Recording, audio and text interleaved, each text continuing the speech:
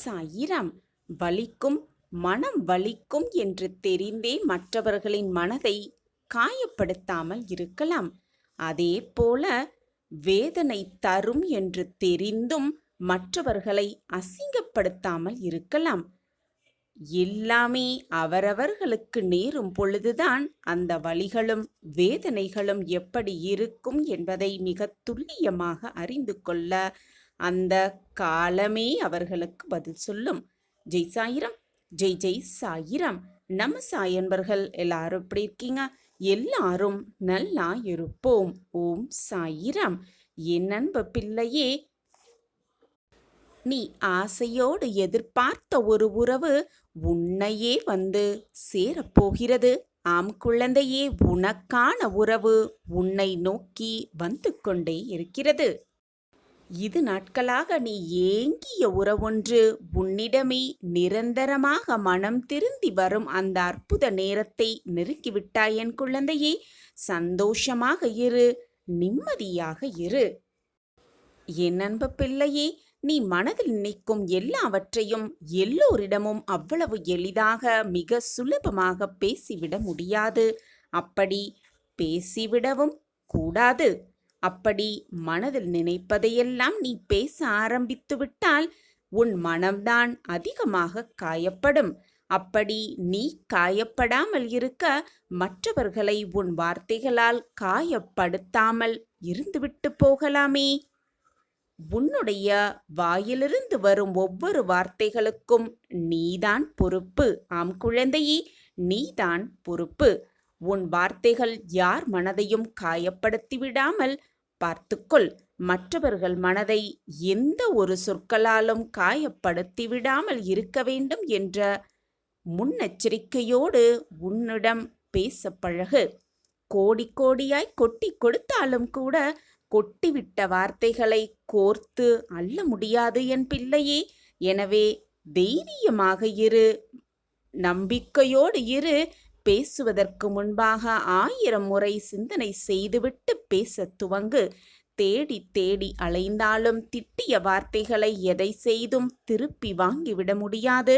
ஆம் குழந்தையே, அப்படித்தான் உன்னை விட்டு விலகி சென்ற உறவு மனம் நொந்து வேதனைப்பட்டு இவளை விட்டு ஏன் சென்றோம் என்று மனம் வெறும்பி உன்னிடமே மீண்டும் உன்னை தேடி வருவதற்கான அத்தனை வாய்ப்புகளும் உன்னை விரும்பியிருக்கிறது.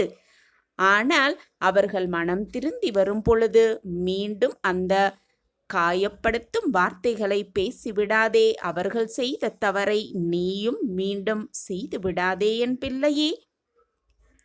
உனக்கு அன்பானவர்களை, உன் மனதிற்கு பிடித்தமானவர்களை விட்டு அதிக தூரம் சென்று விடாதே. அது மனதாலும் உடலாலும் அதிக தூரத்திற்கு சென்று விடாதே. ஏனென்றால் நீ திரும்பி பார்க்கும் பொழுது வருவதற்கு வழி இருக்கும் என் பிள்ளையே, வசதியும் இருக்கும். ஆனால் உன்னுடைய வாழ்வு இருக்காது. பழகிய முதல் நாளன்று கொடுக்கும் அதே முக்கியத்துவத்தை கடைசி வரை இடையில் என்ன வந்தாலும் அதே முக்கியத்துவத்தை கொடுக்க பழகு. இல்லையென்றால் பழகாமலேயே இருந்துவிட பழகு. அப்படி இருந்துவிட்டால் கஷ்டமோ வேதனையோ யாருக்குமே இருக்காது. தேவைக்கேற்ப மாறும் மனம் உன்னிடம் இருக்கலாம் என் பிள்ளையே. தேவைக்கேற்ப மாறும் மனம் யாரிடம் வேண்டுமானாலும் இருக்கலாம். ஆனால் அதை ஏற்றுக்கொள்ளும் திடம் அனைவருக்குமே இருப்பதே இல்லை. இதுதான் உண்மை. உன்னுடைய மனமே நீ விரும்பியபடி நடந்து கொள்ளாத போது, ஆம் குழந்தையே, உன்னுடைய மனமே உனக்கு சாதகமாக நடந்து கொள்ளாத போது, உன்னை சுற்றி இருப்பவர்கள் உன் மனதிற்கு ஏற்ப நடந்து கொள்ளவில்லையே என்று நீ கோபம் கொள்வதிலும் வேதனைப்படுவதிலும் கண்ணீர் சிந்துவதிலும் எந்த அர்த்தமும் இல்லை, எந்த நியாயமும் இல்லை. உன்னை மற்றவர்கள் எப்படி புரிந்து கொள்ள வேண்டும் என்று நீ நினைக்கிறாயோ அதுபோலவே மற்றவர்களையும் நீ புரிந்து கொள்ள முயற்சி செய்ய பழகு. நீ மற்றவர்களுக்கு தேவை என்றால் கண்டு கொள்ளப்படுகிறாய், கவனிக்கப்படுகிறாய். மற்றவர்களுக்கு தேவை என்றால் மட்டுமே நீ கவனிக்கப்படுகிறாய். அதுவே அவர்களுக்கு தேவைப்படவில்லை என்றால் காயப்படுத்தப்படுகிறாய், கலட்டி விடப்படுகிறாய். இதுதான் உன்னை சுற்றி இருப்பவர்களின் இயல்பு. உன்னைப்போல் மற்றவர்களும் நல்லவர்களாகவே இருந்து விடுவார்கள் என்று தவறாக நினைத்து விடாதே. முடிந்ததை நினைத்து நினைத்து எப்பொழுதுமே புலம்பாதே, அழாதே. உன் கண்ணீரில் உன் கண்ணீர் துளிகளுக்கும் ஒரு மதிப்பு இருக்கிறது, அதற்கும் ஒரு முக்கியத்துவம் இருக்கிறது என்பதை புரிந்து கொள். முடிந்ததை நினைத்து நினைத்து அழுதால் வேதனைதான் மிஞ்சுமே தவிர அதனால் ஆகப்போவது எதுவுமே இல்லை என் பிள்ளையே. எனவே நான் இருக்கிறேன், எதற்குமே கலங்காதே, பயப்படாதே, கண்ணீர் சிந்தாதே. உன் சாயப்பா உன்னோடு இருக்கும் வரை எதற்குமே நீ கவலையோ வருத்தப்பட வேண்டிய அவசியமே இல்லை என் பிள்ளையே. உன் சாயப்பா கூறுவது சரிதானே? என்னுடைய பேச்சை முழுவதுமாக நம்பு, என் வார்த்தைகளை கேட்டுவிட்டு அதன்படி செயல்படு. எல்லாமே உனக்கு சாதகமாக நிகழும். சாயப்பா இருக்க உனக்கு ஏன் மனக்கவலை என் பிள்ளையே? சாயிராம் சாயிராம். நடந்து முடிந்ததை நினைத்து நினைத்து கவலைப்படுவதாலோ வேதனைப்படுவதாலோ கண்ணீர் சிந்துவதாலோ எதுவுமே ஆகப் போவதில்லை. அப்படி கவலைப்படுவதால் என்ன ஆகப் போகிறது? கவலைப்படாமல் இருந்தால் என்ன மாற்றம் நம் வாழ்வில் நிகழும் என்பதை ஒரு சிறிய கதை மூலம் தெரிந்து கொள்ளலாம். ஒரு ஊரில் ஒரு சிறிய பையன் சந்தோஷமாக தன்னுடைய சிறிய வயதை கழித்து கொண்டு வந்தான். படிக்கும் காலத்தில் சரியாக படிக்காமல் ஊர் சுற்றி எப்பொழுதுமே விளையாட்டுத்தனமாகவே இருந்து கொண்டு வந்திருந்தான். அவன் பெரியவனானதும் அதே ஒரு சுபாவத்தை பெற்றுக்கொண்டு எந்த வேலைக்கும் போகாமல் தன்னுடைய பெற்றோரின் சம்பாத்தியத்திலேயே உட்கார்ந்து சந்தோஷமாக வாழ்ந்து கொண்டிருந்தான். சில காலம் சென்றது. அந்த இளைஞனுக்கு வயது ஆனதே தவிர அவனுக்கான எந்த பொறுப்பும் அவனுக்கு இருக்கவே இல்லை. தன்னுடைய பெற்றோர் எவ்வளவுதான் அறிவுரை கூறினாலும் அந்த அறிவுரை எதையுமே கேட்காமல் தன்னுடைய நண்பர்களோடு சேர்ந்து விளையாட்டுத்தனமாகவே வாழ்ந்து வந்தான் அந்த இளைஞன். அப்படியே நாட்கள் சென்றது. வயது மூப்பு காரணமாக அவனுடைய பெற்றோரும் தாய் தந்தையர் 2 பேருமே அடுத்தடுத்ததாக ஓராண்டுக்குள் இறந்தும் விட்டனர். தன்னந்தனியாக நிறுத்தப்பட்ட அந்த இளைஞன் அடுத்தது என்ன செய்வது என்பது புரியாமலேயே குழம்பி தவித்து கொண்டிருந்தான். உணவுக்கு கூட வழியில்லாமல் எப்பொழுதுமே பெற்றவரின் கையையே எதிர்பார்த்து கொண்டிருந்த அந்த இளைஞனுக்கு இப்பொழுது என்ன செய்வது ஏது செய்வது என்று ஒன்றுமே புரியாமல் திக்கு திசை தெரியாமல் நிர்கதியாக நின்று கொண்டிருந்தான். மிக மிக கவலையாக சோர்வோடு முகத்தோடு அப்படியே நின்று கொண்டிருந்தான். அவனுடைய சிறு வயதில் அவனை சுற்றி வந்த நண்பர்கள் அனைவருமே இப்பொழுது அவனை விட்டு விலகி சென்றனர். ஏதாவது வேலை தேடலாம் என்று நினைத்து அவன் சுற்றி பார்க்கையில்தான் அவனுக்கு புரிந்தது அவனுக்கு எந்த வேலையும் தெரியாது என்றும், எந்த வேலையும் செய்ய தெரியாததால் எதற்குமே அவனால் செய்ய முடியவில்லை என்பதும் அவனுக்கு அப்பொழுதுதான் புரிந்தது. தன் தாய் தந்தையரின் அறிவுரை அதை எப்படி நாம் வீணடித்தோம் என்பதும் அப்பொழுதுதான் அவனுக்கு புரிந்தது. உலகமே இருட்டாகிவிட்டது அவனுக்கு. என்ன செய்வது ஏது செய்வது என்று எதுவுமே தெரியாமல் நடைபாதையில் அப்படியே நடந்து கொண்டு சோர்வான முகத்தோடு நடந்து கொண்டிருக்கும் பொழுது எதிராக ஒரு துறவி வந்தார். அந்த துறவி இந்த இளைஞனை பார்த்து, ஏன் இவ்வளவு சோகமாக இருக்கிறாய்? உன் முகத்தில் ஒரு கலையே இல்லையே, என்னதான் அப்படி உன் மனதில் ஓடிக்கொண்டிருக்கிறது? ஏன் இப்படி கண்ணீரோடு நடந்து கொண்டிருக்கிறார் என்று அந்த துறவி அந்த இளைஞனை பார்த்து கேட்டாராம். அப்பொழுது அந்த இளைஞன் கேட்பதற்கு ஒரு ஆள் வந்துவிட்டார் என்பது போல தன் வாழ்வில் நடந்த அத்தனை விஷயங்களையும் ஒன்று விடாமல் கண்ணீர் ததும்ப ததும்ப சொல்லி முடித்தான் அந்த இளைஞன். இதை அனைத்தையும் கேட்ட அந்த துறவி அமைதியாக புன்னகை முகத்தோடு பேச ஆரம்பித்தாராம். மகனே, மற்றவர்கள் என்ன நினைக்கிறார்கள் என்று ஒருபோதும் கவலைப்பட வேண்டாம். கவலைப்படாமல் இரு. உன்னை பற்றி நீ என்ன நினைக்கிறாய் என்பதில் முதலில் உன்னுடைய கவனத்தை செலுத்து. உன்னை பற்றி நீ முதலில் உன் கவனத்தை செலுத்து. எதற்குமே நீ கவலைப்பட வேண்டிய அவசியமில்லை என் மகனே. கடவுளை, இறைவனை முழுமையாக நம்பு. நம்பிக்கை என்பது எப்பொழுதும் ஒருபோதும் கெடுவதே இல்லை. அந்த இறைவன் உன்னை படைத்த அந்த இறைவன் உன்னை கவனித்துக் கொள்வார். எதற்காகவும் கவலைப்படாதே. கவலைப்படுவதால் அடுத்த வேலை என்ன செய்வது என்பதை உன்னால் சிந்திக்கவும் முடியாது, செயல்படவும் முடியாது. உன்னுடைய அனைத்து பிரச்சனைகளும் இறுதியாக தீர்ந்துதான் ஆக வேண்டும். அனைத்திற்குமே ஒரு தீர்வு இருக்கிறது. நடந்து முடிந்ததையும் தோல்விகளையும் பற்றி கவலைப்பட்டு கொண்டே நீ இருந்தாயானால் இனி கிடைக்கும் வாய்ப்புகளையும் வெற்றிகளையும் நீ தவற விட்டு விடுவாய் மகனே. எனவே நடந்து முடிந்ததை முதலில் உன் மனதிலிருந்து தூக்கி எறிந்துவிடு. கவலைப்படுவதையும் முதலில் தூக்கி எறிந்துவிடு. இன்று உன்னால் எதை செய்ய முடியுமோ, எதை உன்னால் செய்ய முடியுமோ அதை சிறப்பாக செய்ய பழகு. நாளை அதை பற்றி கவலைப்பட வேண்டாம். செய்வதை சிறப்பாக செய்ய பழகு என்று அறிவுரை கூறினாராம் அந்த துறவி. அது மட்டும் அல்ல மகனே, உன்னால் எதை செய்ய முடியுமோ அதை சிறப்பாக செய்ய பழகு. உனது செயல்களின் முடிவுகளை பற்றியும் எப்பொழுதுமே நீ கவலையே பட வேண்டாம். நீ செய்வதை திருத்த செய்யினால் இறைவன் உனக்கு துணையாக இருப்பார். இந்த உலகத்தில் உள்ள ஒவ்வொருவரின் வாழ்விலும் சில சிக்கல்கள் இருக்கத்தான் செய்கிறது. ஆனால் கவலைப்படும் பொழுது அதை இரட்டிப்பு ஆக்குகிறாய் என்பதை புரிந்து கொள் என் மகனே என்று கூறினாராம் அந்த துறவி. மேலும் எதற்குமே கவலைப்படாதே, மகிழ்ச்சியாக இரு, புன்னகை முகத்தோடு இரு. அந்த முகத்தில் நீ இருக்கும் பொழுது நல்ல சிந்தனைகள் உனக்கு வரும். நல்ல சிந்தனை வரும் பொழுது நீ என்ன செய்ய வேண்டும் என்ற தீர்க்கமான முடிவையும் உன்னால் எடுக்க முடியும். உனக்கான வழியை தேர்ந்தெடுத்து அந்த வழியில் சென்று கொண்டே இரு. எதை பற்றியும் கவலைப்படாதே என்று கூறினாராம்.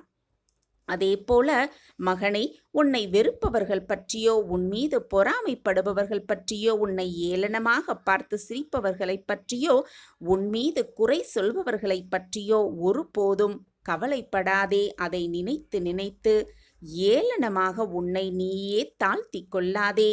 எதற்குமே கண்ணீர் சிந்தாதே.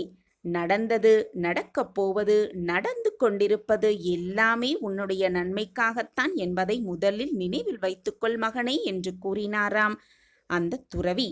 அது மட்டுமல்ல, நடக்கும் அனைத்தையும் அப்படியே ஏற்றுக்கொள்ள பழகிக்கொள் என் மகனே. நடப்பது அனைத்திற்குமே ஒரு காரண காரியம் இருக்கிறது. ஏதோ ஒரு காரணத்திற்காகத்தான் எல்லாம் நடக்கிறது என்பதை புரிந்து கொள் மகனே என்று கூறினாராம். அது மட்டுமல்ல, நீ கவலைப்படும் பொழுது உன்னுடைய மனம் கலங்கி உன்னுடைய முகமும் பொலிவு இழந்து சுருங்கப்படுகிறது. இது உன்னை மட்டுமல்ல, உன்னை சுற்றி இருப்பவர்களையும் வீழ்த்தி அடிக்கும்.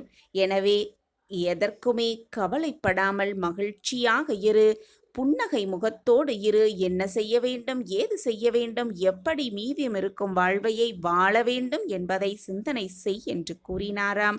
அறிவுரை வழங்கினாராம் அந்த துறவி. எதையும் உன்னால் சரியாக செய்ய முடியாது என்று நினைத்து எதையும் செய்ய முயற்சி கொள்ளாமல் இருந்து விடாதே என்று மீண்டும் தனக்கு ஏற்றவாறு ஒரு அறிவுரையை வழங்கினாராம் அந்த துறவி. நடப்பது அனைத்தும் நன்மைக்கே என்று நினைத்து கொண்டு முடித்ததை நினைத்து நினைத்து அழாமல் கண்ணீர் சிந்தாமல் உன் வாழ்வில் அடுத்த அடி எப்படி எடுத்து வைக்க வேண்டும் என்ற சிந்தனை உன் மனதில் இருந்தாலே போதும், அனைத்தையுமே நீ சுலபமாக செய்து விடலாம் என்று அறிவுரை வழங்கினாராம் அந்த துறவி. இதை கேட்ட பிறகு அந்த இளைஞனின் மனதில் ஒரு புது தெம்பு உணர்ந்து அடுத்த வேலை என்ன செய்ய வேண்டும் என்பதை தீர்க்கமான ஒரு முடிவு எடுத்து நம்பிக்கை முகத்தோடு புன்னகை முகத்தோடு வீர நடை போட்டானாம் அந்த இளைஞன்.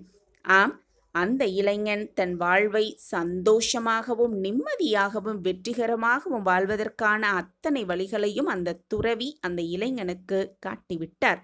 நாமும் நம் வாழ்வில் நடந்து முடிந்த தவறுகளை நினைத்து நினைத்து கவலைப்படுவதை நிறுத்திவிட்டு, நடந்து முடிந்து நம்மை விட்டு விலகி சென்றவர்களை நினைத்து நினைத்து கவலைப்படுவதையும் கண்ணீர் சிந்துவதையும் நிறுத்திவிட்டு, ஏதோ ஒரு காரணத்திற்காகத்தான் எல்லாம் நடந்திருக்கிறது, எல்லாம் ஒரு நாள் மாறும், மாற்றம் ஒன்றே மாறாதது, சென்றவர்கள் மீண்டும் வருவார்கள் என்ற நம்பிக்கையோடு நம் வேலையை செய்து கொண்டே இருந்தால் ஏதாவது ஒரு ரூபத்தில் நமக்கு சேர வேண்டியதை நிச்சயமாக அந்த இறைவன் கொண்டு வந்து சேர்ப்பார் என்ற நம்பிக்கையோடு இருக்கலாம்.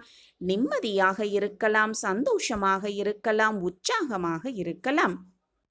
ஓம் சாயிராம். சாயப்பா நம்மோடு இருக்கும் வரை எதற்குமே நாம் பயப்படவோ கவலைப்பட வேண்டிய அவசியமே இல்லை. சாயிராம் சாயிராம். நாம் எடுத்து வைக்கும் ஒவ்வொரு அடியையும் கவனத்தோடு யோசித்து எடுத்து வைக்க வேண்டும். உன்னை யாரும் ஏற்றுக்கொள்ளவில்லையே என்று நீ ஒவ்வொரு தருணத்திலும் ஏங்க ஆரம்பித்து விட்டால் உன்னை நீயே இழந்து கொண்டிருக்கிறாய் என்பதை மறந்து விடாதே என் பிள்ளையே.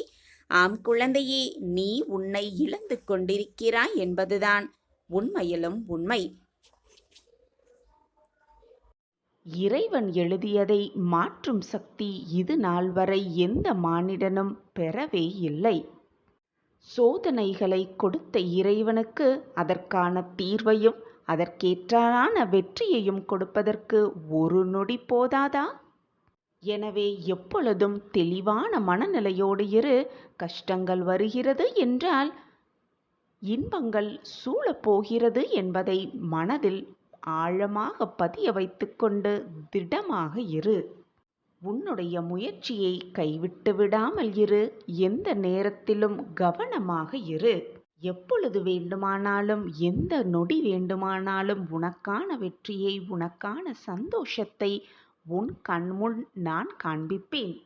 நம் வாழ்க்கையில் வேகமாக முன்னேற்றம் இல்லையே என்று வருத்தமே படாதே.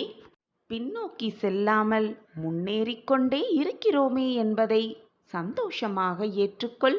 வேகமாக முன்னேறும் காலம் மிக அருகில் வந்து கொண்டே இருக்கிறது. இது உனக்கான நாள்தான். இந்த நாளிலிருந்து உன் வெற்றிகள் ஆரம்பமாகும். எப்பொழுதுமே மனதில் உயர்ந்த நல்ல எண்ணங்களை வளர்த்துக்கொள். உன் எண்ணம் போல் உன் வாழ்வும் சந்தோஷமாகவே அமையும். என்னை முழுவதுமாக நம்பிவிட்டாயல்லவா? அப்படியென்றால் உன் வாழ்வில் நல்லது நடக்கப் போகிறது. நல்லது மட்டுமே சூழப்போகிறது. நல்லது மட்டுமே உன் வாழ்வில் நிரந்தரமாக இருக்கப் போகிறது என்பதுதான் நிச்சயமான உண்மை. நான் உன்னுடன் இருக்கும் பொழுது தேவையில்லாமல் பயமோ குழப்பமோ உனக்கு வேண்டவே வேண்டாம். நீ விரும்பிய வாழ்க்கையை வாழத்தான் போகிறாய். உன்னோடு நான் இருப்பதை உணர்ந்து கொள்ளும் நேரமும் உனக்கு கூடிய விரைவில் வந்துவிடும். நான் இருக்கும் வரை நீ எதற்குமே கலங்க வேண்டிய அவசியமே இல்லை. ஏனென்றால் நான் தான் உன்னோடு இருந்து கொண்டே இருக்கிறேனே. நான் உன்னுள்ளேயே இருந்து கொண்டிருக்கும் பொழுது உன் மனதில் தான் ஏன் இத்தனை பயமும் போராட்டமும்? வாழ்க்கையில் கஷ்டங்கள் வலிமையானதுதான். ஆனால் அதைவிட மிக மிக வலிமையானது நீ வாழும் வாழ்க்கை என்பதை தீர்க்கமாக நம்பு. ஆசையில்லாத முயற்சியால் பயனே இல்லை. முயற்சியில்லாத ஆசையால் பயனும் இல்லை. எனவே முயன்று கொண்டே இரு. ஓடிக்கொண்டே இரு. போராடிக்கொண்டே இரு. உனக்கான வெற்றி உன்னை வந்து சேரும். எந்த ஒரு சூழ்நிலையாக இருந்தாலும் பொறுமையாக இரு. பொறுமையாக இரு என்று நான் மீண்டும் மீண்டும் உனக்கு வலியுறுத்தி கொண்டே இருக்கிறேனே. எதற்காக தெரியுமா பிள்ளையே? எதற்குமே பயப்படாதே. அது மண்ணில் விழுந்த விதையின் குணம். அந்த குணம்தான் உன்னில் இருக்கிறது. அதனால்தான் எந்த சூழ்நிலையிலும் நீ பொறுமையை கடைப்பிடித்து கொண்டே இருக்கிறாய். அதற்காக நீ கவலைப்பட வேண்டிய அவசியமே இல்லை. பொறுமை, விட்டு கொடுத்தல் இரண்டும் மிக மிக முக்கியம் மனித வாழ்க்கையில். ஆனால் இவை இரண்டும் எல்லைகள் உண்டு. ஆனால் அன்புக்கு மட்டுமே என்றுமே எப்பொழுதுமே எல்லையே இல்லை. எனவே மற்றவர்கள் மீது அன்பு செலுத்து. உனக்கான மகிழ்ச்சி, அன்பு எல்லாமே உன்னை தேடி வரும் சர்வ நிச்சயமாக. உன்னுடைய தேவைகளையும் எதிர்பார்ப்புகளையும் எவ்வளவுக்கு எவ்வளவு நீ குறைத்து கொள்கிறாயோ அவ்வளவுக்கு அவ்வளவு மன நிம்மதி உனக்கு கிடைக்கும். என் அன்பு குழந்தையே, உன் வேண்டுதலுக்கு உன் அப்பா செவிசாய்த்து விட்டேன்.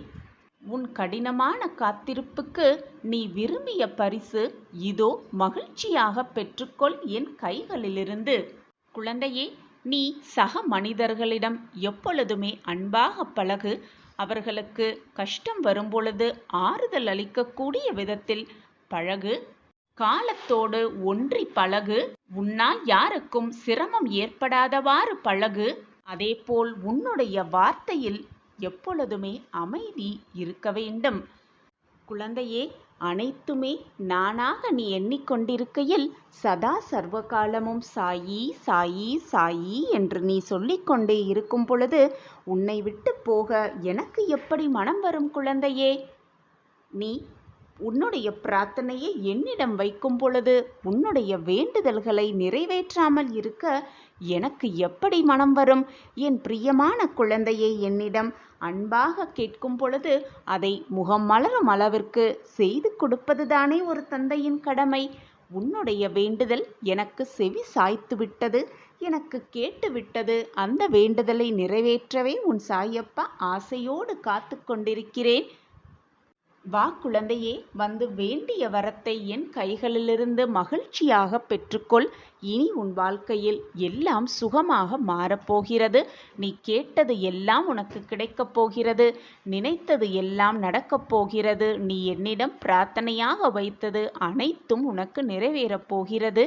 உனக்கு அனைத்தையும் அள்ளி அள்ளி கொடுக்கவே உன் சாயப்பா காத்து கொண்டிருக்கிறேன். உன் வருகைக்காக. உன் சாயப்பாவை நம்பி ஏமாந்தவர்கள் என்ற பேச்சிற்கே இடம் கிடையவே கிடையாது. என்னை நம்பியவர்களை நான் எப்பொழுதும் வீணாக்கினதே இல்லை அவர்கள் நம்பிக்கையை.